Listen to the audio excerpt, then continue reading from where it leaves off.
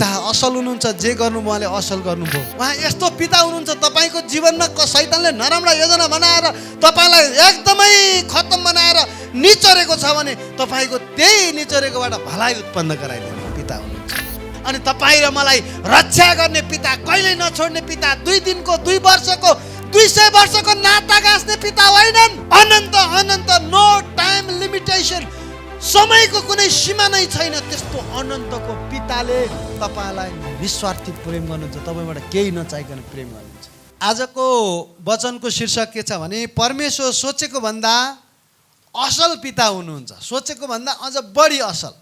आमेन।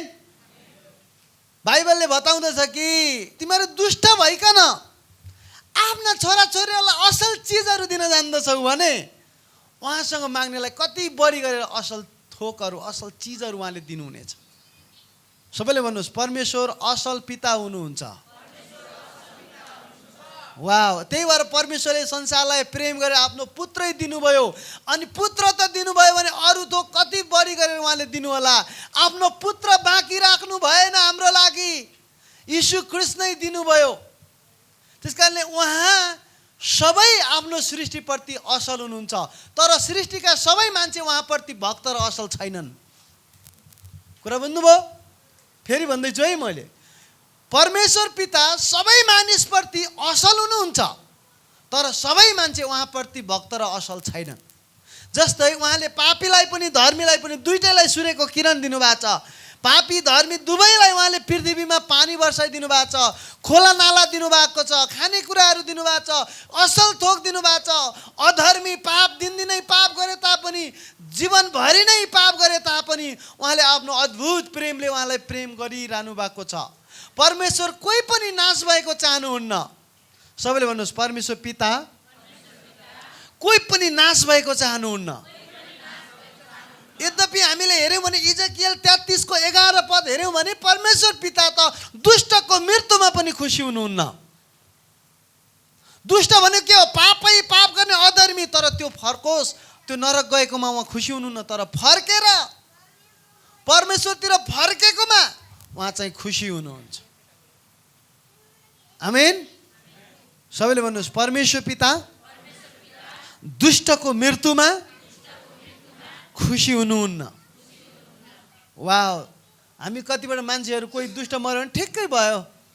केही कसैले आफ्नो शत्रुलाई चाहिँ कहिलेकाहीँ के हुन्छ भने शत्रुहरूले दुःख पाए भने ठिक्कै भयो भन्ने चलन हुन्छ, तर परमेश्वर त्यस्तो हुनुहुन्न। हामी कुनै दिन परमेश्वरका शत्रु थियौँ, तर परमेश्वरले आफ्नो प्रेम, त्यो अनन्तसम्म रहने निस्वार्थी, त्यो अटुट, त्यो अगापे प्रेमले प्रेम गरेको कारणले आज हामी सन्तान हुन सक्यौँ। पापी भएको बेलामा मारिदिएको भए आज पृथ्वीमा कोही मानिस जीवित हुने थिएनन्, तर उहाँले आफ्नो प्रेमले चाहिँ अलौकिक प्रेमले प्रेम गर्नुभयो, अचम्मको प्रेमले। त्यसले गर्दाखेरि परमेश्वर असाध्यै धैर्यवान र प्रेमिलो हुनुहुन्छ। उहाँ चाहिँ असाध्यै असल हुनुहुन्छ। कतिले भन्लान् परमेश्वरले त मान्छे मारे त नरकमा हाल्नुभयो, परमेश्वरले तिमीले दशंश दिएनौ भने तिमीले नरक हाल्नुहुन्छ। त्यो त्यो त्यो त्यो त्यो लेखिएको छैन। परमेश्वर त दुष्टको मृत्यु पनि चाहनुहुन्न, दुष्टले फर्केको चाहनुहुन्छ भने आफ्ना छोराछोरीले अलिकति गल्ती गर्दा त्यो त्यो त्यो नरकमा हाल्ने त्यो हुनुहुन्न। बाइ द वे, नरकमा कोही पनि मान्छे पाप गरेको कारणले जाँदैन। अब तपाईँले भन्नु होला यो के भन्नु आउनुभयो, फेरि भन्नु होला पाप गरेको कारणले नरक गएको होइन, तर येशू ख्रीष्टको बलिदानलाई विश्वास नगरेर आफ्नो पाप धोइ नमागेको कारणले, क्षमा नमागेको कारणले, त्यो बाटो नदेखेको कारणले, स्वर्गको बाटो नपछेको कारणले, येशूलाई विश्वास नगरेको कारणले, त्यो क्षमा नपाएको कारणले चाहिँ त्यो के भएको हो? नरक गएको।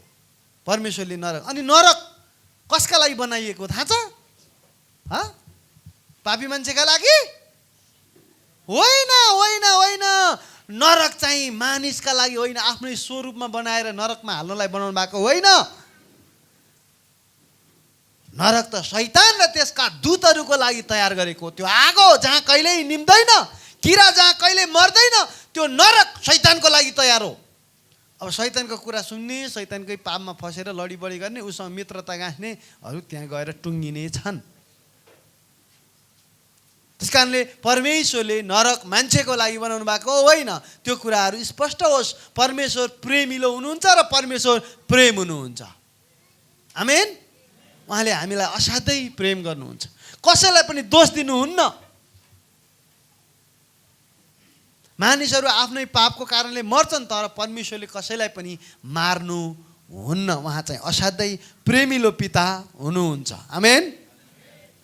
अनि बाइबलमा हामी धेरै खण्डहरू, यहाँ सयौँ हजारौँ पद पाउँछौँ कि परमेश्वर असल हुनुहुन्छ, उहाँ मात्र असल हुनुहुन्छ, उहाँ बाहेक कोही असल छैन। त्यस कारणले तपाईँले यो बुझ्नुपर्छ कि मेरो पिता मलाई माया गर्नुहुन्छ, म असाध्यै असल हुनुहुन्छ। म दुष्ट भइकन आफ्ना छोराछोरीलाई असल थोक दिन जान्दछु भने उहाँसँग माग्नेलाई कति बढी गरेर उहाँले असल चिजहरू दिनुहुनेछ। आमेन। त्यस कारणले तपाईँको भविष्यमा असल थोक हुनेछ, तपाईँको भविष्य चम्किलो हुनेछ, किनभने तपाईँ असल परमेश्वरमा विश्वास गर्नुहुन्छ। आमेन। परमेश्वर असल हुनुहुन्छ। अनि अर्को कुरा, दुःख दिनमा उहाँ बेखुसी हुनुहुन्छ। सबैले भन्नुहोस्, दुःख दिनमा बेखुसी।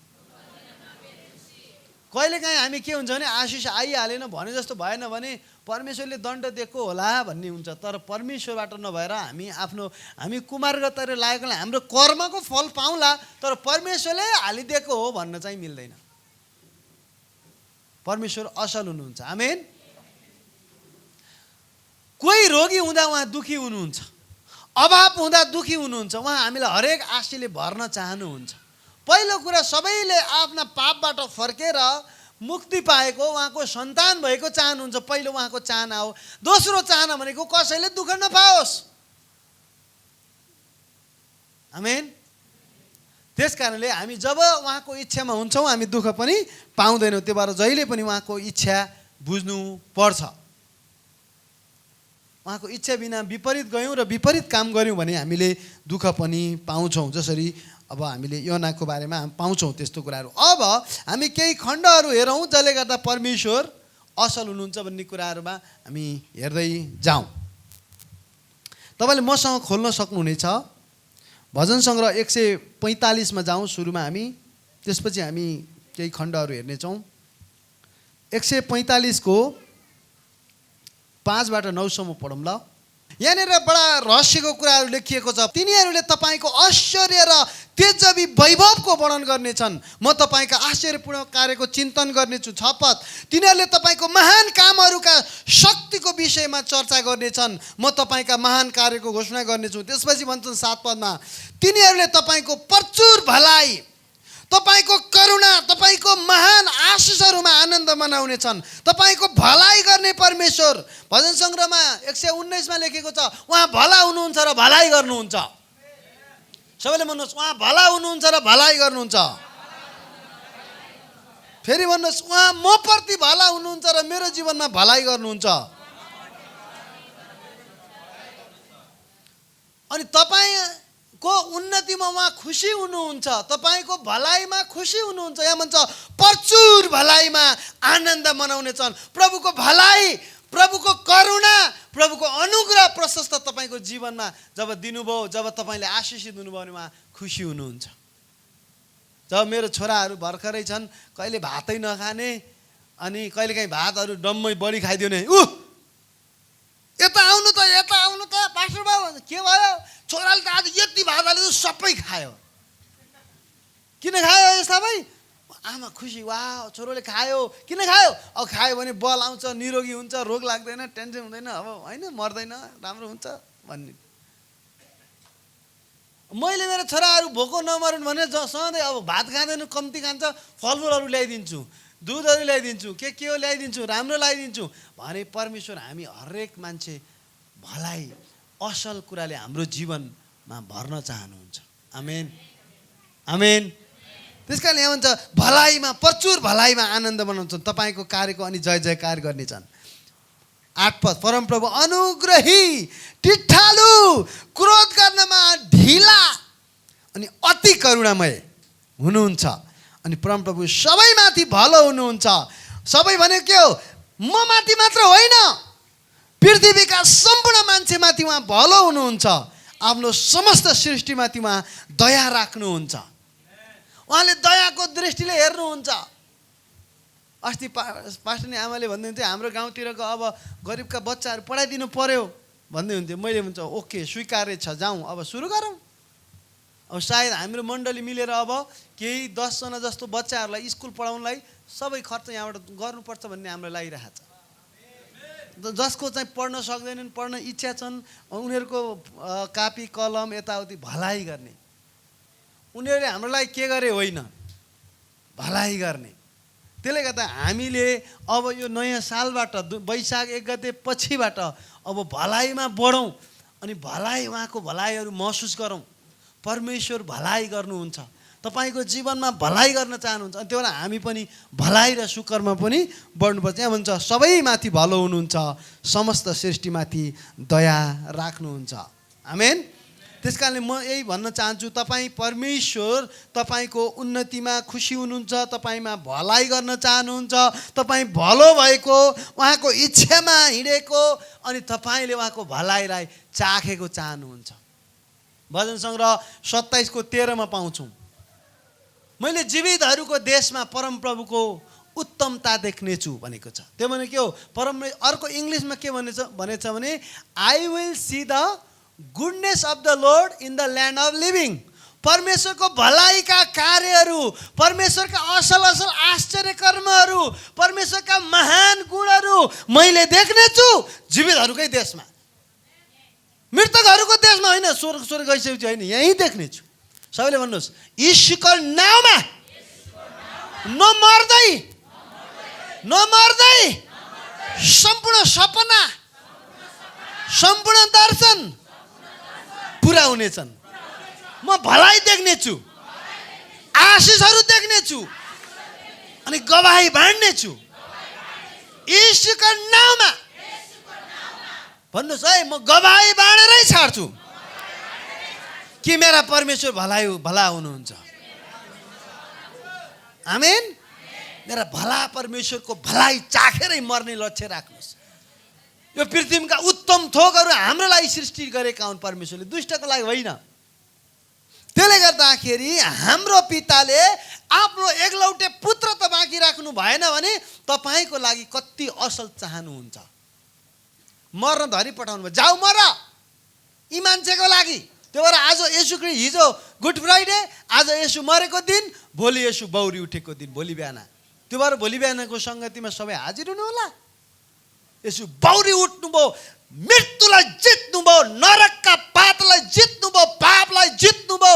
यूहन्नाको पुस्तकले भन्छ 19:30 अब सकियो भनेर उहाँले प्राण त्याग्नुभयो। तपाईँको लागि मूल्य चुकाएर सक्नुभयो।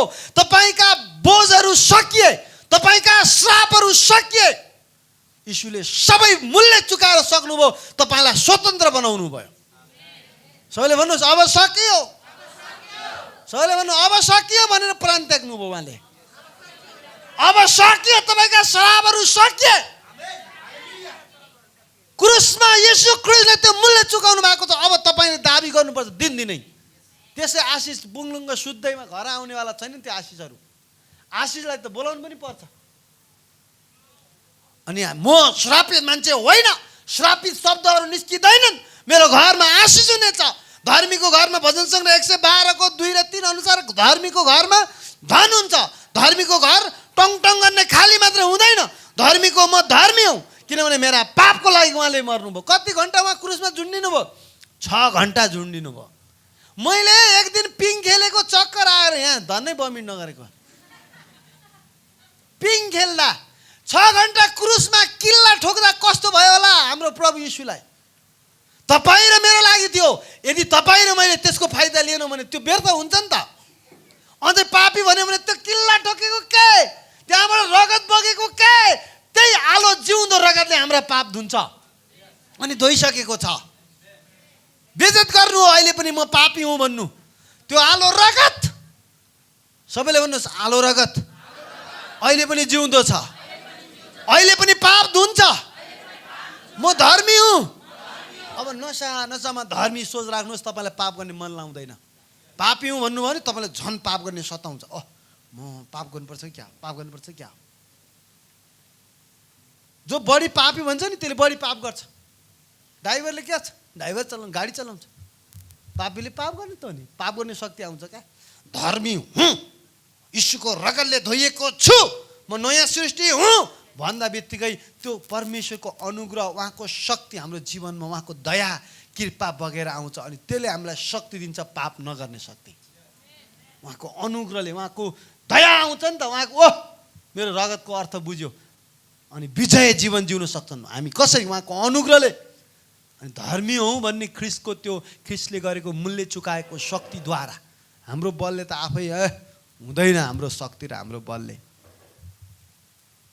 त्यसैले येशू ख्रिस्टले त्यत्रो मूल्य चुकाउनु भएको छ। अस्ति बेलुका हामी जुम मिटिङमा हेर्दै थियौँ, तपाईँहरू कोही जुम मिटिङमा छुट्नु भएको छैन, हरेक बेलुका 7:30 बजे जुम मिटिङ हुन्छ, लिङ्क हाम्रो ग्रुपमा आउँछ, जोइन हुनुहोस्। हिजो एकजनाले भन्दै थियो गरिबहरूले टिभी हेर्छन्, गरिबहरूले फिल्म हेर्छन्, धनीहरूले बरु किताब पढ्छन्, आफ्नो लक्ष्यको लागि हिँड्छन्, धार्मिकता खोजी गर्नु परेन हामी। त्यो भएर त्यत्तिकै 7:30 देखि 8:30 सम्म के गर्नु भएको छ मलाई थाहा छैन, मैले न्याय गर्नु परेको पनि छैन, तर त्यहाँ जोइन हुनुहोस्। अनि के गरे थाहा छ तपाईँलाई, हामीले हेर्दै थियौँ येशू ख्रिस्टलाई कोर्रा लाएर मार्न लगायो अरे, कोर्रा पनि लायो मार्न पनि लायो। त्यो पिलातुसले भने लगाओ कोर्रा अनि मार, किन कोर्रा लाएपछि सबै निको हुने भए, त्यही भएर हो कोर्रा नलाइकन दुःख नदिएर मार नि त भनेर दया गर्नु पर्थ्यो नि। दया सया भएन, यीशुले दया पाउनु भएन, कारण तपाईँ र मैले धेरै दया पायौँ। उहाँलाई दया देखे काँडाको मुकुट यस्तो, अनि मुकुट त्यत्तिकै लगाएर टुप्पोको काँडा राखेको होइन क्या, काँडाले खोपेर त्यहाँबाट रगत निकाल। तपाईँ कति सोचहरू पापी, त्यो नराम्रा कुहिएका सोचहरूलाई यीशुले त्यहीँबाट रगत निकालेर पखाल्नु भयो। मनमा पाप बोक्ने यही भाला हानेर उहाँले चाहिँ धुनुभयो। हातका पापहरू हातमा किल्लै ठोकेर रगत रद्द गर्नुभयो। मुखमा उहाँलाई, मुखमा बोलेका तपाईँ बोल्नुहुन्छ नि कुरा काट्ने यता र उति गर्ने कुराहरू, उहाँलाई तितो वस्तु दियो, अहिले पिउन सक्नु भएन। यति तितो दियो कि सहन नसक्ने तितो, यति तितो किन उहाँले त्यो तितो वस्तु पिउनु भयो, तपाईँको मुखमा मिठो परोस् भनेर। हालेलुया। त्यो एउटा कारण छ, अर्को कारण तपाईँको लागि मूल्य चुकाउनु भएको। So now good things of the land belongs to you. यो पृथ्वीका उत्तम थोकहरू अब तपाईँका भएका छन्, किनभने तितो वस्तु उहाँलाई, काँडाको मुकुट उहाँलाई, महिमाको मुकुट आज हाम्रो हो। कसले भन्ने हो हामीलाई महिमाको मुकुट हामीलाई दिनुभयो, महिमाको मुकुट, गौरवको मुकुट, आशिषको मुकुट। भजन सङ्ग्रह 10:6 भन्छ आशिषकै मुकुट। भजन सङ्ग्रह 8 कतिले भन्छ, 4-5-6 भन्छ महिमाको मुकुट, आदरको मुकुट, किनभने उहाँलाई अपमान थुके उहाँलाई मुक्का हाने। आज तपाईँ र मैले त्यसको फाइदा हामीलाई भएको छ। अन्तमा येशूलाई के भन्नुभयो, इलोई इलोई लामा सबतखनी भनेर उहाँ चाहिँ प्राण त्याग्नुभयो। त्यो भने के रहेछ भने, त्यो चाहिँ उहाँले नयाँ भाषामा बोल्नु भएको, सायद त्यो हिब्रू हो या चाहिँ अझ अन्य भाषा हो, त्यो केही भाषा हो, नयाँ भाषा। इलोई इलोई लामा सबतखनी, त्यो भने के रहेछ भने, हे मेरा परमेश्वर तपाईँले किन त्याग्नुभयो मलाई, किनभने उहाँलाई हान्दा कम दुख्या थियो तर परमेश्वरले छोड्दा बढी दुख्यो उहाँलाई। अनि उहाँले कराउनु पर्यो, त्यो कराउने शक्ति नै थिएन। हल रेखा कोरे चाहिँ उहाँको सबै मासु निकालिसकेको थियो। भन्छ 129:3 अनुसार हलीले मेरो शरीरमा हल रेखा कोरे भनेको छ नि, त्यो भने के हो, उहाँको सबै मासु निकालिसकेको थियो। एकदमै त्यो सबै मासु निचारिसकेको थियो, केही बाँकी थिएन। त्यस्तो बेलामा कराउने शक्ति भोकै एकातिर तिर्खा लागेको छ, मलाई तिर्खा लाग्यो उहाँलाई। त्यो पानी दिने मान्छे थिएन, भोक लाग्यो खुवाइदिने मान्छे थिएन, लुगा च्यातेर नाङ्गो बनाएर उहाँ चिट्टा हाल्न थालिहाले। उहाँ हाम्रै लागि गरिब बन्नु भएको, उहाँको गरिबले धनी अर्को फाइदा छ। जब एउटा लुगा धरी राखेनन् उहाँको, त्यो सबै हाम्रो लागि थियो। यो साँच्चै हो। आजभन्दा 2000 वर्ष मात्रै भयो, यदि 100 वर्ष बाँच्ने भने 100 पुस्ता मात्रै भयो। एकजना यदि 100 वर्ष कोही बाँचिहाल्यो भने हाम्रा 20 पुस्ता मात्रै भयो, अगाडि भएको घटना हो। यो दन्ते कथा होइन, यो साँच्चै, यो छुटकारा छ। जीवन छ अहिले, निको हुन्छ अहिले। भूतहरू उहाँको अगाडि टिक्न सक्दैनन्, उहाँको नाउँमा भाग्छन्। त्यसकारण येशू सत्य र जिउँदो हुनुहुन्छ। आमेन। अनि तपाईँलाई थाहा छ, अनि उहाँलाई त्यो चोट कोर्रा अनुभव, अनि दुनियाँ दिवान उहाँले दुःख भयो। अन्तमा उहाँले भन्नुभयो, इलोई इलोई लामा शपथखनि, त्यो भनेको उहाँले पिताले त्याग्नुभयो। किन? तपाईँ र मलाई स्वीकार्नको लागि। तपाईँ र मेरा पापहरू हुँदाखेरि तपाईँ र मलाई त्याग्नु भएको थियो। अब तपाईँ र मेरा सबैका पापहरू क्रुसमा येशू कहाँ गइसकेपछि येशूलाई त्याग्नु पर्यो, तपाईँ र मलाई स्वीकार्नु पर्यो। उहाँले चाहिँ हामीलाई स्वीकार्नु भयो, हामीलाई स्वीकार्नको निम्ति पाप बोकाउनु भयो आफ्नो एकलौटे पुत्रलाई। अनि यीशु ख्रीष्टले त्यो पाप बोक्दाखेरि उहाँले त्याग्नु, बाबा तपाईँले मेरो कस्तो सधैँ पुकारा सुन्ने, सधैँ म तपाईँलाई खुसी पार्ने, तपाईँले मेरो सधैँ मलाई कहिल्यै नछोड्ने पिताले आज यस्तै अचानक छोड्दा उहाँलाई धेरै पीडा भएर अनि उहाँले एउटा शब्द चलाउनु भयो, किन? एकचोटि मात्र येशूले जीवनकालमै उहाँले किन भन्नुभएको, पितालाई कहिले पनि उहाँले क्वेसन गर्नुभएको थिएन स्वर्गमा, किन हो मलाई उत्तर नदिने, यता दायाँमा होइन, अनि सधैँ धन्यवाद मेरो पुकारा सुन्नुहुन्छ भन्ने पिताले क्रुसमा आएर भन्नु, किन छोड्नुभयो मलाई? तपाईँले त कसैलाई नछोड्ने प्रतिज्ञा गर्नुभएको थियो नि त, किन नछोड्नु भएको?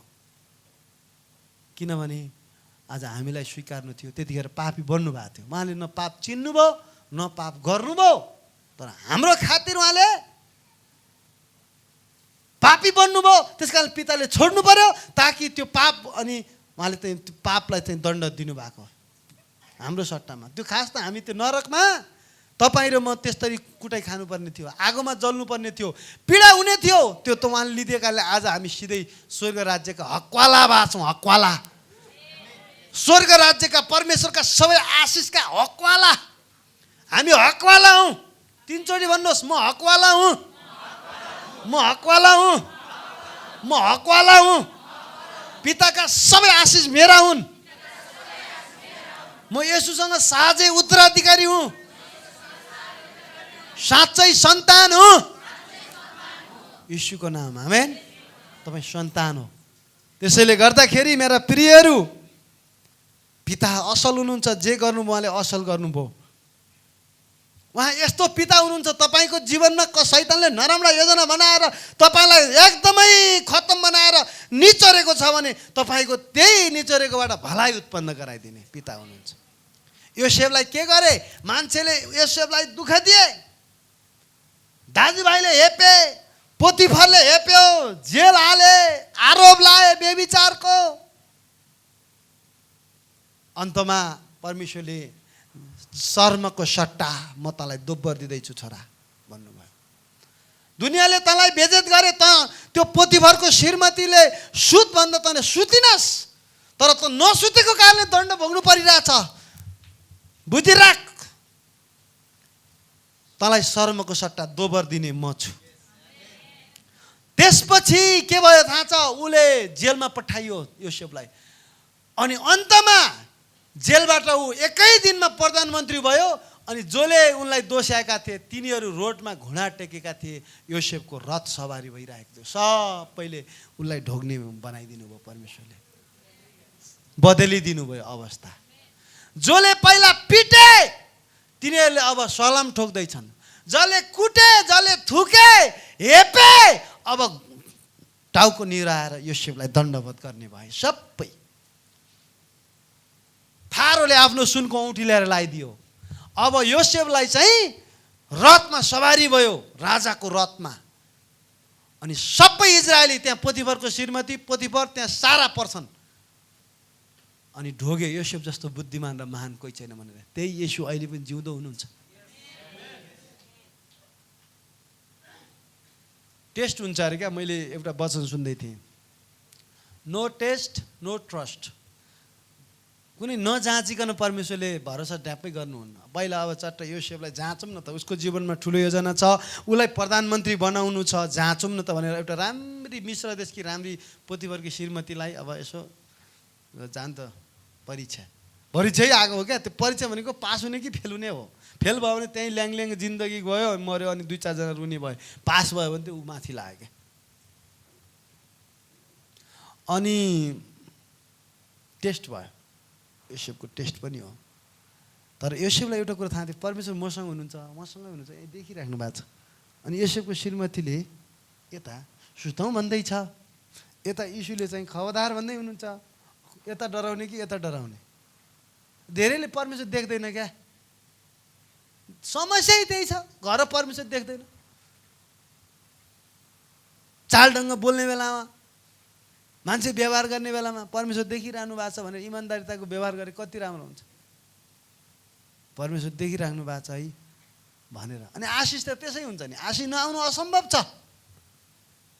परमेश्वरले देखिरहनु भएको छ भनेर यहाँ चर्चभित्र मात्रै देख्नु भयो होइन, तपाईँ घरमा व्यवहार गर्दा, तपाईँका श्रीमान श्रीमती बाजाबाजी गर्दा पनि के शब्द कसले निकाल्छ त्यहाँ परमेश्वरलाई थाहा हुन्छ। त्यो भएर परमेश्वर मलाई देखिराख्नु भएको छ भन्ने व्यवहार गर्यो भने हाम्रो मुखबाट कुवाक्य ननिक्लला, निक्लिँदैन। कुवाक्य क्या, जुन चाहिँ पचाउन गाह्रो हुन्छ नि। तपाईँले धेरैले परमेश्वर देख्दैन, अनि परमेश्वर छैन त केही छैन, देखिन्न, ठिकै छ, ल ओके, ओहो यो त आशिष हो भनेर फसिहाल्छ। के को आशिष बर्बाद बनाउँछ। त्यसले गर्दा हामी उहाँतिर हेऱ्यौँ भने धेरैले, अस्ति एकजना साथीले भन्दै हुन्थ्यो, धेरैले दायाँ बायाँ हेर्नाले समस्या अरे क्या। यसो कोही छैन, कोही छैन, कोही छैन, ल ठिक छ भने फसिहाल्छ, जे पाइ नराम्रो त्यो गरिहाल्छ। तर माथि चाहिँ हेर्दैन अरे क्या, माथि माथि हेर्दैन, माथि हेर्न भुल्छ अरे क्या मान्छे चाहिँ। यता हेर्छ छैन, उता हेर्छ छैन, कोही छैन, तर माथि हेर्दा हजारौँ स्वर्गदूत परमेश्वरको उपस्थिति देख्दै देख्दैन। अनि समस्या छ तर माथि जो माथि हेर्छ नि, डराउँछ नि, त्यसको जीवन उभो लाग्यो। यता हेर्ने कोही छैन, कोही छैन, खबरदार आइज, लड्ने हो आइज।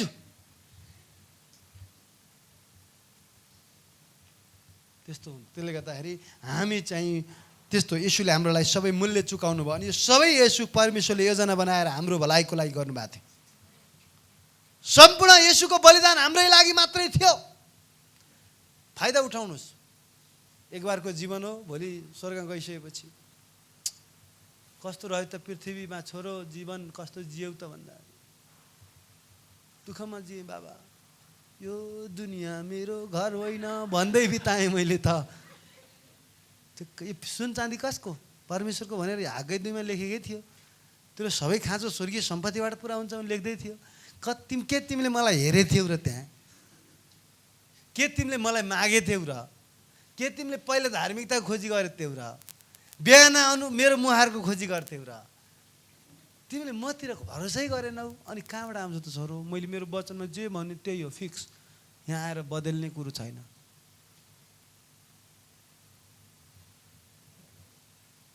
त्यही भएर हामीले अहिले 25,000मा एउटा गीत रेकर्ड गर्दैछौँ।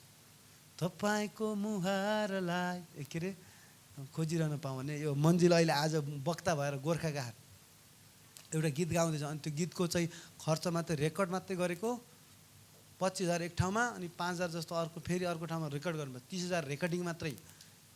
अनि त्यसपछि के थाहा छ, भिडियो रेकर्डिङमा फेरि पैसा लाग्ला। हामी गर्दैछौँ। अनि त्यसपछि हामी चाहिँ छिटै पब्लिक हुन्छ। अब फिल्म पनि आउँदैछ, विशालो हिरो चाहिँ त्यसको। अब सायद 1-2 हप्ताभित्र फिल्म आउँछ होला, किनभने धेरै टाइम लाग्दो रहेछ अलिक राम्रो बनाऊँ भने। अब त्यस्तो छ।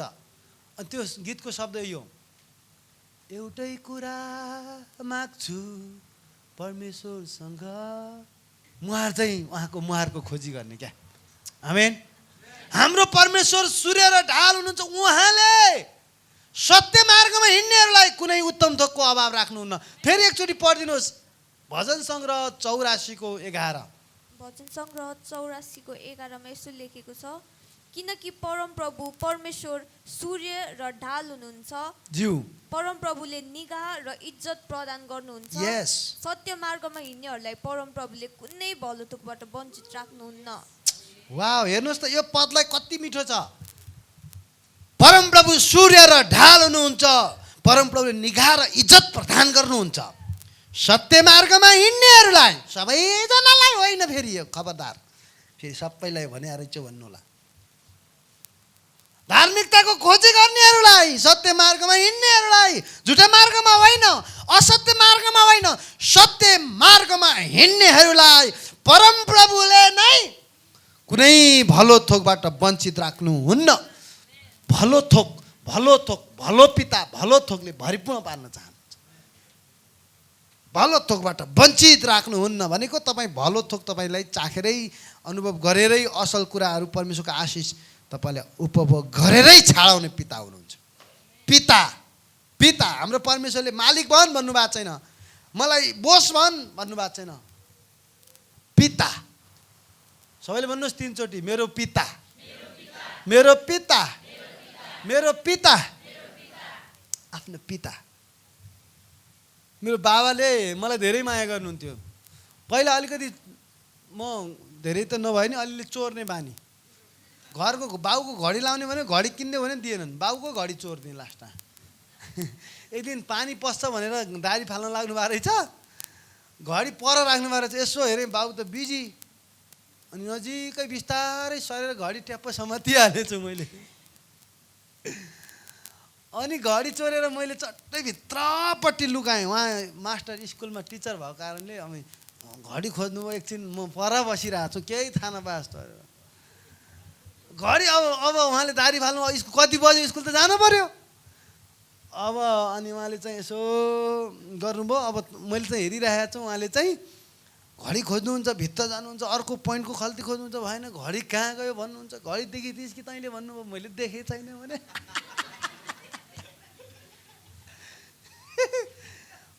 देखेको छैन मैले, घडी देखेको छैन। अनि किनभने मैले चोर्दैन इमान्दार छ भन्ने थाहा थियो, तर भित्रभित्र के बाहिर त म इमान्दारै देखेको पनि भित्र त मेरो चोरको आत्मा रहेछ नि त। त्यहाँ चोरे नि त, त्यहाँ चोरी त भ्याएँ त। मागेको होइन कि बाबा तपाईँ घडी एकछिन मलाई एकछिन खेलाउने एकछिन लाउने मन लाग्यो ल लिन्छु ल भनेको होइन। सिधै हल्का समातेर सट्ट समातेर हालेको हो नि त। चोरको आत्मा हो नि त त्यो त।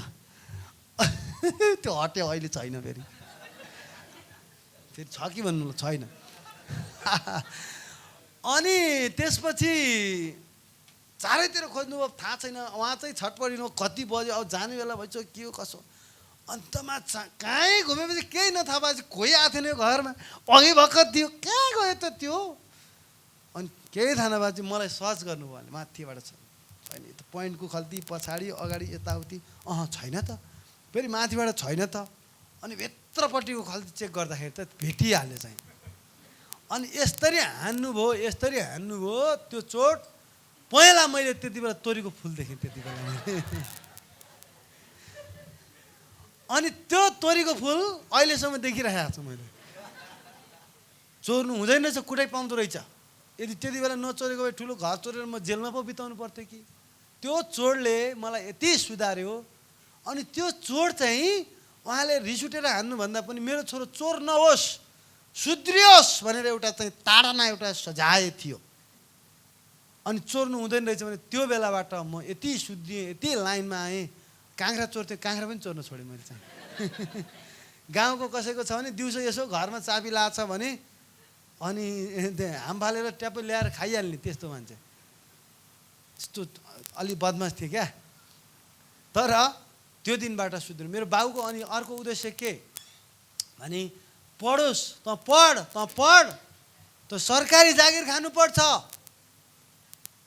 त त्यत्तिकै हली हुनु हुँदैन भनेर मलाई भन्नुहुन्थ्यो क्या। अनि त्यसपछि उहाँले पढाउनलाई चाहिने सबै कुराहरू पनि दिनुहुन्थ्यो। यदि संसारिक बाउ त आफ्नो छोरा बेरोजगार नहोस्, आफ्नो छोरा चाहिँ गरिब नहोस्, आफ्नो छोरा चाहिँ पीडित नहोस्, मगन्ते नारायण नहोस् भनेर त्यति प्रयास र आफ्नो पैसा खर्च गरेर सबै कुरा दिएर अगाडि बढाउन चाहन्छन् भने स्वर्गीय पिता तपाईँ र म कति बढी चाहना छ तपाईँको जीवनमा आशिष पाएको, भलाइ गरेको, तपाईँ असल मान्छे बनेको, तपाईँको बारेमा उहाँ सधैँ सोच्नुहुन्छ। हामीले भजन सङ्ग्रह 139 मा हेऱ्यौँ त उहाँले यति सोच, उहाँसँग यति धेरै सोच छ जुन चाहिँ तपाईँको बारेमा बालुवाका कण जति धेरै सोच छ। सबैले भन्नुहोस्, बालुवाका कण जति धेरै तपाईँको बारेमा सोच्नुहुन्छ क्या।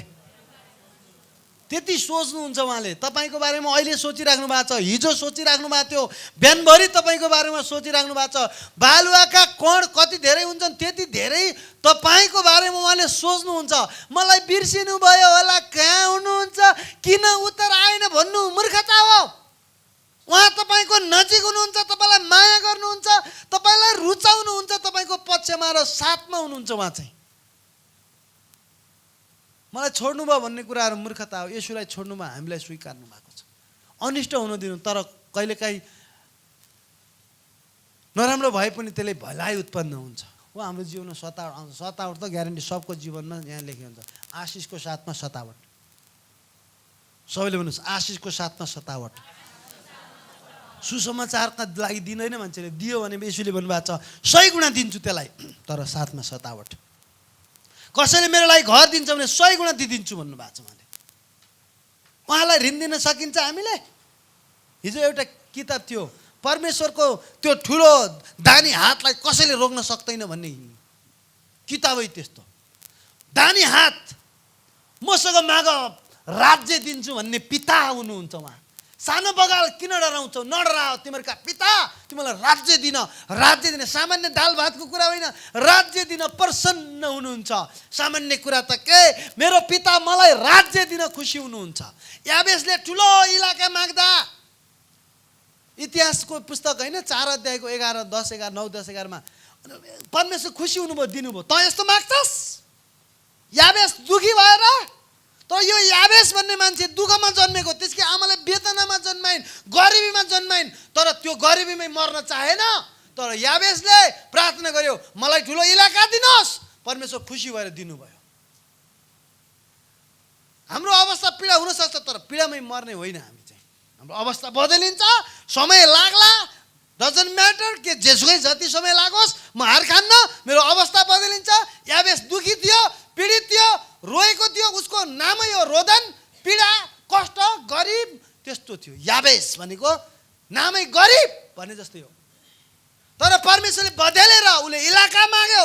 याबेस हो, म याबेस भएर बस्छु, म आफ्नो औकातमा बस्छु भनेन, म बदल्छु। मेरो परिचय चेन्ज भइसक्यो। परमेश्वर मेरो पिता हुनुभयो, म त अब नयाँ गरी जन्मे, बदलियो मेरो अवस्था भनेर उसले धार्मिकता खोजी गर्न थाल्यो। परमेश्वरको मुहार खोज्न थाल्यो। सुरक्षा पनि माग्यो, सुस्वास्थ्य पनि माग्यो, आशिष पनि माग्यो, ठुलो इलाका माग्यो, अनि परमेश्वरले खुसी भएर दिनुभयो। तर त्यो स्वार्थी चाहिँ थिएन, किनभने त्यो सायद सुकर्म र महान कामको लागि थियो। स्वार्थी भएर मै अब यस्तो आराम गर्छु। एकजना मान्छे पाउँछौँ क्या 12 अध्यायमा, लुका 12 अध्यायमा, एकदम धनी मान्छे, अब धन कमाउँछु अनि मजाले सुतेर खान्छु भनेको। परमेश्वरले भन्नु हार्ट एट्याक भएर त्यही रात त्यो मरिगयो। त आजै मर्छस् त मूर्खा, तेरो धन कसको हुने भनिदिनु होला आज। त्यही भएर परमेश्वरको दृष्टिमा धनी हुनु भन्नुभयो त्यहाँनिर। त्यही भएर येशूको नामको अर्को अर्थ हो अनन्तका पिता। त्यही भएर येशू आउनुभयो अनन्तका पिता भनेर। अनि तपाईँ र मलाई रक्षा गर्ने पिता, कहिल्यै नछोड्ने पिता, 2 दिनको, 2 वर्षको, 200 वर्षको नाता गाँच्ने पिता होइनन्। अनन्त अनन्त, नो टाइम लिमिटेसन, समयको कुनै सीमा नै छैन। त्यस्तो अनन्तको पिताले तपाईँलाई निस्वार्थी प्रेम गर्नुहुन्छ, तपाईँबाट केही नचाहिकन प्रेम गर्नुहुन्छ। अब यसको मतलब उहाँले केही चाहनु भएको छैन भने चुप्प बस्ने होइन, उहाँलाई हामी झन् धन्यवाद दिने, झन् प्रशंसा गर्ने हो। हिजो एकजनाले, म यहाँ चर्चमा आउँदै थिएँ प्रार्थना सभामा, एकजनाले फोन गर्नुभयो, सर अगमबाणी आयो भन्नुभयो। अगमबाणी फेरि म एकदम जाँच्छु नि, फेरि आजभोलिका मान्छे अगमबाणी भन्ने के भन्ने बडा गडबड गर्छन् क्या। अनि बडा खबरदार, ल भन्नुहोस्, सुन्न त पाइयो नि होइन, अगमबाणी आयो। त्यसपछि हेर्नुहोस् अहिलेसम्म जति आशिष पाउनु भएको छ त्योभन्दा त धेरै आशिष पाउनु हुने रहेछ नि त। तपाईँ त परमेश्वरले भन्नुभयो बिहानभरि म छटपट्टि नभनौँ जस्तो लाग्थ्यो, नभनिकन शान्ति नहोला जस्तो लाग्यो भनिदिएँ मैले भन्नुभयो। दुःख माने मान्नुहोस्, जेसुकै माने मान्नुहोस्, आशिष भयङ्कर आउनेवाला छ भन्नुभयो। ए यस्तो त भन्नुपर्छ नि, धन्यवाद, स्याबास, यस्तो राम्रो काम गर्नुपर्छ, धन्यवाद भने मैले, आमेन भने, धन्यवाद, I receive it, big blessing is coming. त्यो मलाई पनि थाहा छ, मेरो नोटमा लेखाएको छु यहाँ आशिष आउनुपर्छ भनेर। त्यो कसैले भन्छ भने ठिकै हो, माने मैले, तर यहाँ लेखेको भएन भने मान्दैन फेरि मैले। अनि उहाँले हिजो आएको अगमबाणीले रद्द गरेन, किनभने राम्रै रहेछ। अनि अन्तमा एउटा कुरा भन्नुभयो क्या, तर एउटा कुरा कडा आएको छ है भन्नुभयो। के हो भन्नु, अलिक बढी धन्यवादी हुनु पऱ्यो भन्नुभयो। आमेन, धन्यवाद। अनि त्यहाँबाट यहाँ चर्च आउँदासम्म एउटै कुरा हो, धन्यवाद प्रभु, धन्यवाद प्रभु, धन्यवाद, जे गर्नुभयो धन्यवाद, जति भलाइ गर्नुभयो धन्यवाद, धन्यवाद, धन्यवाद, धन्यवाद भन्दै आएँ। सर्टकटमा प्रार्थना गर्दिनँ फेरि मैले, करोड धन्यवाद, सक्यो, त्यस्तो गर्दिनँ मैले फेरि। 10 करोड धन्यवाद आमेन सकियो, त्यो होइन। म त सधैँ धन्यवाद धन्यवाद धन्यवाद धन्यवाद, म जति सकिन्छ बढी त्यसरी करोड धन्यवाद सकियो। त्यो छोटकरीमा सर्टकटमा मलाई मन पर्दैन, मेरो पर्सनल कुरो है। अनि मैले धन्यवाद दिँदै प्रभु जय जयकार होस् प्रशंसा होस् भन्दै आएँ। त्यस कारण एउटै कुरा अब थप्नुहोस्, तपाईँले धन्यवादी हुनुहोस्, प्रशंसा गर्नुहोस्, जय जयकार गर्नुहोस्, उहाँलाई धन्यवाद दिनुहोस्। प्रभु धन्यवाद जे गर्नुभयो अब जे गर्दै हुनुहुन्छ। अनि तपाईँको योजना मैले थाहा पाएँ, तपाईँ मेरो असल पिता हुनुहुन्छ, मार्ने होइन उत्तम थोक्ने। पहिला क्रिस्टियनिटीमा एउटा धर्म पसेर झ्याउथ्यो अरे, के थियो भने पास्टरले क्यामेरामा बोल्यो भने बाफ रे बाफ, टिभीमा बोल्नु हुँदैन, टिभी हेर्नु हुँदैन भनेर टिभी जति घरका सब उठाएर कबाडीमा बेचिदिने। अनि कार चढ्नु हुँदैन, धनी भयो नरक जान्छ भन्ने रहेछन्। अनि त्यसपछि पास्टर त धनी हुनै मिल्दैन भन्ने त्यस्तो चलन आएको रहेछ। पछि चाहिँ एकजना पास्टरले बाइबल पढ्दै गर्दा परमेश्वर भन्नुभएको छ, म त तेरो कल्याणमा खुसी हुन्छु, म त तेरो पिता हुँ, त दुष्ट भई आफ्ना छोराछोरीले राम्रो स्कुल हालिस्, राम्रो खुवाउँछस्, राम्रो लाउँछस्, राम्रो प्याउनु खोज्छस् भने म त असल पिता झन् कति बढी चाहन्छु होला। तैँले मलाई के ठानेको छस्, म तँभन्दा 1000 गुणा असल पिता हुँ, तेरो भलाइमा म खुसी हुन्छु भन्दाखेरि उसको आँखा खुल्यो। अनि उसले पहिलो पटक इसाई जगतमा क्यामेरा किनेर टिभीमा बोलिदियो ऊ मान्छे। अनि उसको पछि विरोध गर्नेहरू यति आयो, हेर हेर त्यो टिभीमा बोल्ने त्यो फटा धनी भएको पल्टेको, उसले परमेश्वरबाट सुन्यो अनि उसले असल परमेश्वर हुनुहुन्छ भन्नु बोल्न थाल्यो। त्यसपछि उसले चाहिँ टिभी, एउटा टिभी होइन धेरै टिभीमा बोल्न थाल्यो। त्यसपछि उहाँले चाहिँ आफ्नै प्ले नै किनेर चढिदिनु, मेरो पिता असल थोक दिन चाहनुहुन्छ। अनि उहाँले चाहिँ यो तोडिदिनु भयो। सबै पीडित हुनुपर्छ, सबै माग्ने हुनुपर्छ, सबै जोगी हुनुपर्छ भने त्यस कारण जोगी हुनु पर्दैन यीशुको नाममा। हामी सृष्टिकर्तालाई मान्ने मान्छेहरू हौँ। बैङ्कमा काम गर्नेहरू कस्तो हुन्छन्, त्यत्तिकै लफरङ गए हुन्छन्, टक्क टाई साई ला चट्ट हुन्छ। किनभने बैङ्कमा काम गर्छन्, बैङ्क भनेको पैसावाला चिज, पैसा हुन्छ त्यहाँ। त्यस कारण काम गर्नेहरूले थाहा हुन्छ, चिटिक्कै सबै त्यस्तो। हामी त सर्वशक्तिमान परमेश्वरका सन्तान हौँ, उहाँको सेवा गर्छौँ। उहाँ त यस्तो असल पिता हुनुहुन्छ, 1 गिलास चिसो पानी कसैले यीशुको नाउँमा दिन्छ भने इनाम गुमाउँदैन। 1 गिलास। सबै भन्नुहोस् रेकर्ड राख्ने पिता। फेरि भन्नुहोस् रेकर्ड राख्ने पिता। कति 1 गिलास चिसो पानीको पनि रेकर्ड राख्नुहुन्छ उहाँको लागि दिएको, उहाँको चेलालाई दिएको, उहाँको सुसमाचारलाई दिएको, सबै माथि स्वर्गमा पुग्छ। प्रेरित 10:4 लेखेको छ, कर्नेलियसलाई भने कर्नेलियस हजुर म स्वर्गदूत हो र भने दण्डवत गर्न थाल्यो। त्यसपछि उसले भन्यो म पिताको सामान्यबाट आएको, तिम्रो प्रार्थना र तिम्रो दान सबै माथि पुगेका छन् भनिदियो, खबर ल्यायो। वाह! त्यो भएर मलाई हाम्रो चर्चको भेटीबाट एकजना पास्टरलाई मोटरसाइकल किनेर दिने मन लाग्छ, तर थाहा नदिने क्या, टुक्क दिने, थाहा नदिने भन्नाले सरप्राइज दिने। किनभने हामीले उहाँको चेलालाई 1 गिलास चिसो पानी दिएको भने माथि रेकर्ड हुन्छ क्या, पिताले रेकर्ड राख्नुहुन्छ। अब सायद यो वर्षमा कुन दिन परमेश्वरले मलाई भित्र बोलिसक्नु भएको छ, भित्र बोलिसकेको छ, दे भन। परमेश्वर आएर मोटरसाइकल दे भन्नुहुन्न क्या, डाँडाबाट ठुलो आवाज आए जस्तो, म परमेश्वर हो क्या सुनिनस्, त्यस्तो किसिम होइन। भित्रबाट दे भन्यो परमेश्वर बोलेको हो क्या। यहाँ बस्नुहुन्छ नि त, किपर डाँडामा हुनुहुन्छ र परमेश्वर पिता डाँडामा हुनुहुन्छ, त्यहीँ गएर भेट्नु हुन्थ्यो नि त। न डाँडामा खोल्सामा कतै रुखको झ्याम्परीमातिर हुनुहुन्न, उहाँ हामी भित्र हुनुहुन्छ, यहाँबाट बोल्नुहुन्छ। दे भनेपछि दिने हो, नदे सबैले हुनुहुन्छ। परमेश्वर यहाँभित्र हुनुहुन्छ, सबैसँग हुनुहुन्छ, बोल्नुहुन्छ। कसरी थाहा पाउने भने चाहिँ शान्ति हुन्छ उहाँको आवाज। अघिल्लो हप्ता मैले बोलेको थिएँ नि, अघिल्लो भन्दा अलि अघिल्लो हप्ता उहाँको आवाज आफै सुन, सेकेन्ड ह्यान्ड होइन। अनि यहीँबाट बढी बोल्नु, सबभन्दा बढी यहाँ बस्नुहुन्छ नि त। अनि भित्रबाट एउटा इच्छा चाहना राम्रो आउँछ है, फेरि सुकर्मको आउँछ। अघि मैले भने नि परमेश्वर बोलिसक्नु भएको छ। अनि त्यसरी यदि माने भने मेरो भविष्य चम्किलो हुन्छ, मान्दै मानेन भने आशिष पनि रोकिँदै। ओ माई, म त मिराकल्स हुन चाहन्छु अरूको लागि। मिराकल्स हुन चाहन्छु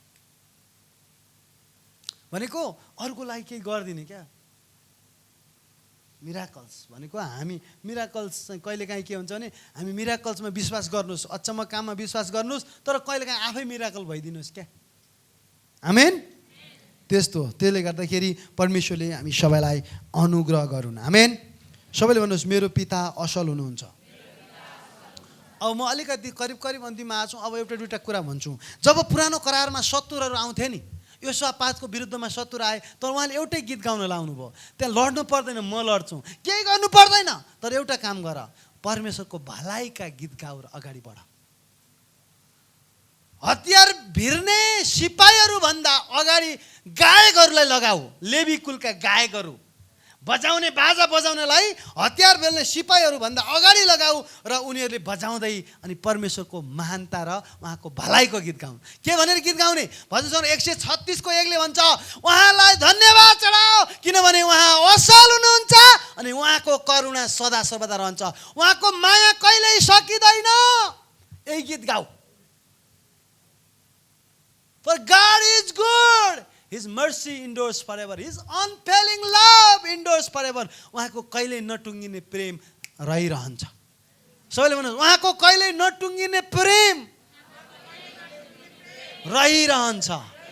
मान्छेको टुङ्गिन्छ, स्वार्थी मान्छेहरूको टुङ्गिन्छ, कसको कहाँसम्म हिँडाइ हुन्छ थाहा छैन, को कहाँसम्म हिँडेर कहिले मान्छे हुन्छ थाहा छैन, को कहाँनिर कसको कहाँनिर कुन सम्बन्ध टुट्ने हो थाहा छैन, तर परमेश्वरले भन्नुभएको छ मेरो प्रेम अनन्त कालसम्म रहन्छ, कहिल्यै टुङ्गिँदैन, अनन्तका पिता हुनुहुन्छ। आमेन। अनि त्यो भएर इजरायललाई उहाँले भन्नुभयो, त्यो यहोशापातको विरुद्धमा निन्नबीहरू, मोआबीहरू, सेयर पर्वतका लाखौँ मानिसहरू आए थिए लड्नलाई। त्यति बेला भन्नुभयो केही डराउनु पर्दैन, एउटै काम गर, उहाँको भलाइका गीत गाऊ, भजन गाऊ। अनि परमप्रभु असल हुनुहुन्छ। अब कुन भाकामा गाएँ मलाई थाहा छैन, किनभने म गायक होइन। यतिको गायक भए भए त्यो गीत बनाउँथ्यो होला मैले, शब्द त्यही हाल्ने क्या। त्यति बेला यहोशापातले गाएको हामीले गाउनु पर्दैन र? पर्छ नि त। त्यो निकालौँ, प्रभुको भलाइका गीतहरू छन् भने भलाइका गीतहरू लेखौँ। अनि त्यसपछि के भयो? अनि सक्यो। सोलोमनले के गरे थाहा छ? एउटा पद पढौँ न। सोलोमनले मन्दिर बनाउँदा बित्तिकै त्यहाँ महिमाले भरियो त्यो ठाउँ। आमेन। 2 इतिहास 5को 13 पद पढौँ न त। कसैले पढिदिनुहोस् प्लिज, समबडी रिड।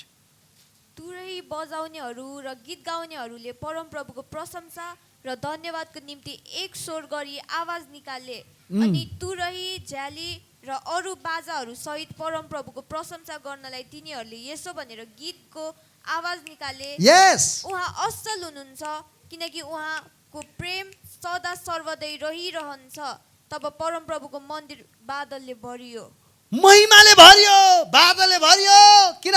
जब सोलोमनले मन्दिर बनाएपछि अर्पण गरे। अर्पण गर्दाखेरि एउटा गीत गाए। अनि त्यति बेला के थियो? करारको सन्दुक त्यो मन्दिरमा लानुपर्ने थियो। अनि भजन गाउँदै त्यो मन्दिरमा त्यो करारको सन्दुक लाउँदाखेरि अनि 13 पदले भन्छ, तुरै बजाउनेहरू, गीत गाउनेहरूले परमप्रभुको प्रशंसाका र धन्यवादका निम्ति एक स्वर गरी आवाज निकाले। कोही यता एउटा गाछ, कोही यता होइन, एउटै स्वर निकाले।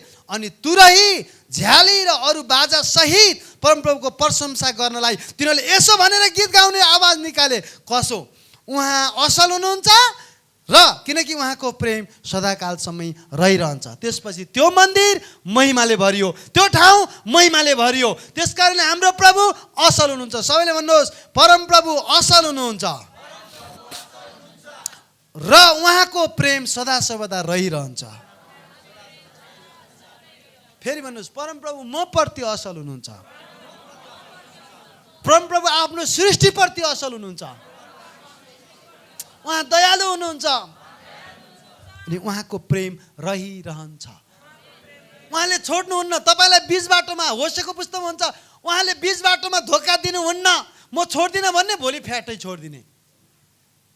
सबैले भन्नुहोस्, उहाँले धोका दिनुहुन्न, उहाँले प्रेम गरिराख्नुहुन्छ। Wow wow wow wow. परमप्रभु असल हुनुहुन्छ, त्यस कारणले हाम्रो असल पिता हुनुहुन्छ। अनि यहाँ भनिन्छ एकजना लुकाको पुस्तक 18 अध्यायमा एउटा स्त्री थियो, विधवा स्त्रीले एकजना न्यायाधीश कहाँ न्याय माग्यो, तर उसले पाएन। तर निरन्तर माग्दाखेरि अन्तमा दियो, न्याय दियो। अनि यसुले भन्नुभयो त्यो दुष्ट भइकन त्यसरी न्याय दिन्छ भने उहाँसँग रात दिन पुकार्ने उहाँका छोराछोरीलाई मैले किन न्याय गरिदिन्न र, किन मैले उत्तर दिन्न र रात दिन पुकार्नेहरूलाई। कति पदमा रहेछ, लुका 18:7 भन्छ, के रात दिन पुकार्ने हरेक आफ्ना सन्तानको न्याय गरिदिनुहुन्न र, के बिहालो गर्नुहुन्छ र, के ढिला गर्नुहुन्छ र, उहाँले लेखिएको छ। तपाईँलाई उत्तर आउनेवाला छ यीशुको नाममा। बिहालो हुनेवाला छैन, ढिलो हुनेवाला छैन, ठिक समयमा आउँछ, ठिक समयमा तपाईँ उच्च स्थानमा पुग्नुहुनेछ। त्यही भएर भन्छ नम्र पार उहाँको शक्तिशाली बाहुलो मुनि ठिक समयमा उच्च पार्नुहुनेछ। तपाईँले मागेको कुरा ठिक समयमा दिनुहुनेछ। के बिहालो गर्नु होला र, बिहालो गर्नुहुन्न। लुका 18:7 छ, सबैले भन्नुहोस् बिहालो गर्नुहुन्न। बिहालो भन्नु बुझ्नुभयो नि, यो के को बिहालो होइन, निहालो होइन, निगालो बिहालो होइन।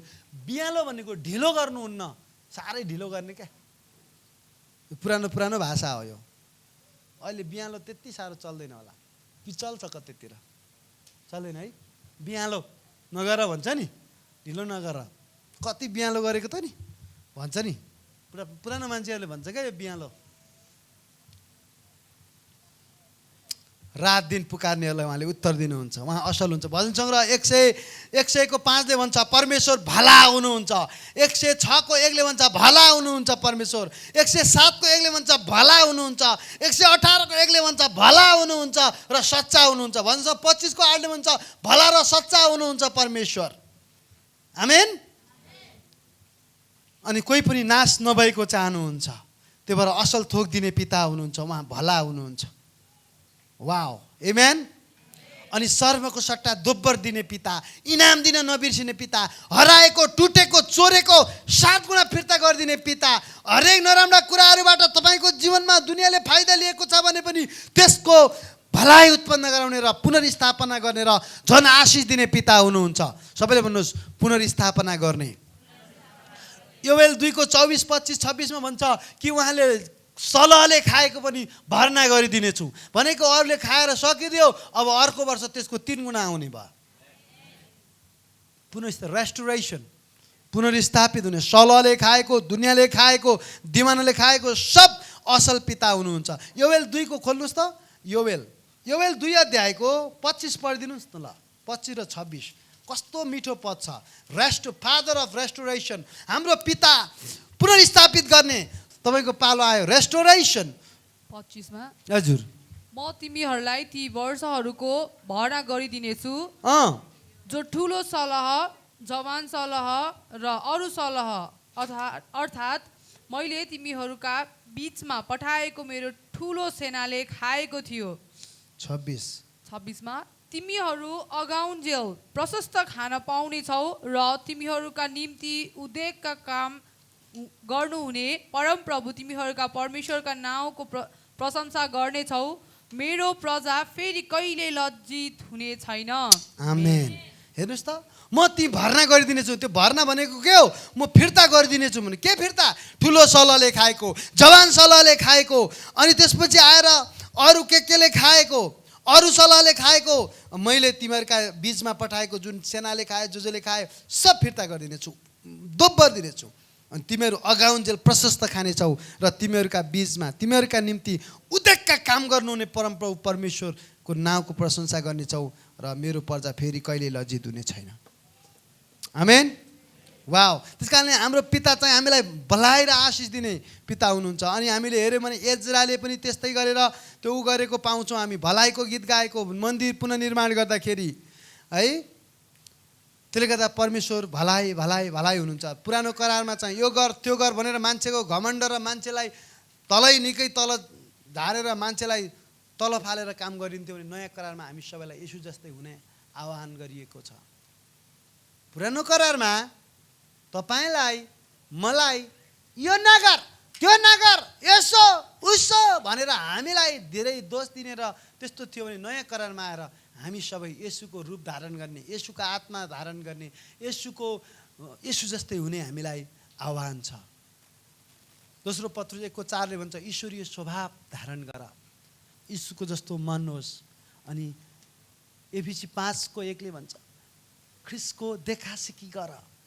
यूहन्ना 14:12 भन्छ यीशुले गर्ने काम त्यहाँभन्दा ठुला काम गर। हामीलाई त नयाँ करारमा त परमेश्वरले कति पिता हुनुभएको छ। पुरानो करारमा मेरा प्रजा हुनेछौ, अहिले मेरा पिता हुनु, म तिमीहरूका पिता हुनेछु। पुरानो करारमा प्रजा थिए, अहिले हामी सन्तान भएका छौँ। यस, सन्तान भने के हो? उत्तराधिकारी। यो कुरा नबिर्सनुहोस्, तपाईँ चान्चुन मान्छे होइन। यति कुरा बुझ्नुभयो भने धेरै असल हुनेछ। एकजनाले आएर भन्यो असल गुरु यीशुलाई, यीशुले भन्नुभयो मभन्दा उहाँ झन् असल हुनुहुन्छ, पिता बाहेक अरू कोही असल छैन। सबैले भन्नुहोस् पिता बाहेक कोही असल छैन। संसारका मान्छेहरू सबैलाई असल भन्न सक्दैन। आज असल भोलि के हुनसक्छ। हिजो फटा मान्छे भोलि खतरा हुन नि सक्छ। हिजो एकदम पाप कर्ममा एकदम नराम्रो मान्छे भोलि दामी हुनसक्छ। हिजो दामी मान्छे भोलि एकदमै नराम्रो हुनसक्छ। मान्छे के भन्छ, तर पिता चाहिँ असल भइरहनुहुन्छ। आमेन। उहाँ तपाईँलाई धेरै माया गर्नुहुन्छ, तपाईँलाई छोड्नुहुन्न। त्यसले गर्दा असल पितालाई तपाईँले अँगाल्नुहोस्, असल पिताको नजिक जानुहोस्, असल पितासँग असल सम्बन्ध राख्नुहोस्, अनि परमेश्वर तपाईँलाई धेरै आशिषमाथि आशिष दिनुहुनेछ। आमेन। वाउ, उहाँ असल हुनुहुन्छ।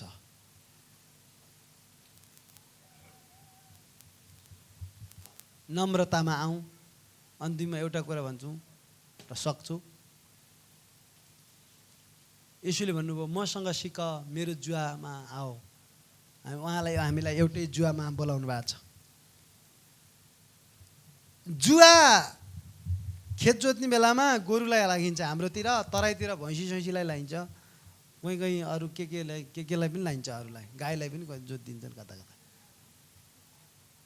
तर त्यो जुवा विशेष गरेर भैँसी, राँगा, गोरुलाई माथि हालिन्छ। अनि त्यो पहिला एकचोटि हाम्रो गोरु थियो क्या, त्यो गोरुलाई चाहिँ दाउने भन्छ, त्यसलाई त्यो तालिम दिन पठाइदियो। आउँदाखेरि त त्यो घाइते भएको, त्यो पुरै घाइते पोलेको रहेछ क्या। त्यो जताततै रौँ उकेको क्या, यता कालो हुन्छ त पुरै रौँ उकेको।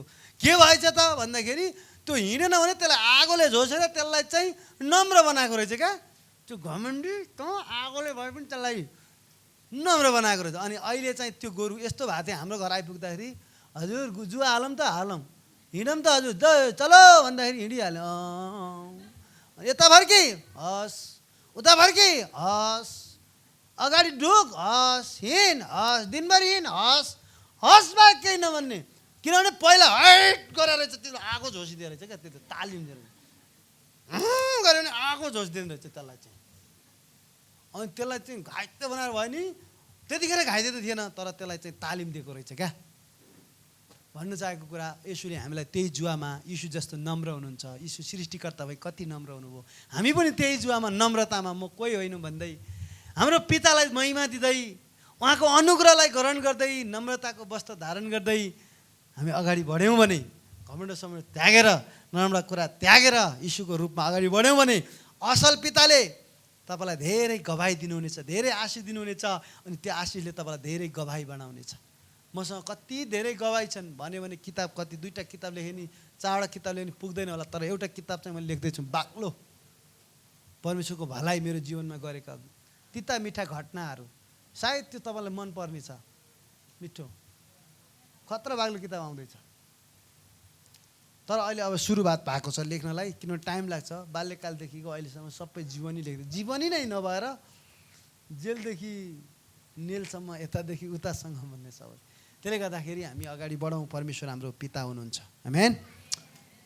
यीशुले तपाईँलाई धेरै आशिष दिनु। आउनु हामी छोटो प्रार्थना गरौँ। परमेश्वर पिता, म तपाईँलाई धन्यवाद दिन्छु। तपाईँका छोरा छोरीहरूलाई तपाईँले माया गर्नुभएकोमा धन्यवाद, तपाईँले चुन्नु भएकोमा धन्यवाद, नरकबाट छुटकारा दिनुभएकोमा धन्यवाद। अब बुझिराखुन् मेरो पिता असल हुनुहुन्छ भन्ने कुराको, मेरो पिता असल हुनुहुन्छ भन्ने कुरा सबैले जानुन्, म प्रार्थना गर्दछु। येशू धन्यवाद। हो राबा या रामा खोलो बा शान्ति, हो रे बाला खाराबा शान्ति रालाबा शान्ति, रिया मामा सो खोलो बारामा शान्ति।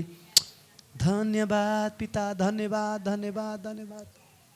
हाम्रो जीवनमा नयाँ काम। सबैले भन्नुहोस्, पिता तपाईँ असल हुनुहुन्छ, असल थोक दिन चाहनुहुन्छ, मेरो कल्याणमा तपाईँ प्रसन्न हुनुहुन्छ, तपाईँ दुःख दिनमा बेखुसी हुनुहुन्छ, शर्माको सट्टा दोब्बर दिनुहुन्छ, हरेक आशिषले भर्न चाहनुहुन्छ। अब म नम्र हुँदै, तपाईँको इच्छा बुझ्दै अनि तपाईँ असल पितालाई म महिमा चढाउन सक्नु। मेरो जीवन तपाईँलाई दिन्छु, तपाईँको इच्छा अनुसार मलाई चलाउनुहोस्। तपाईँका सबै आशिष म ग्रहण गर्छु, म रिसिभ गर्छु, यीशुको नाममा, आमेन।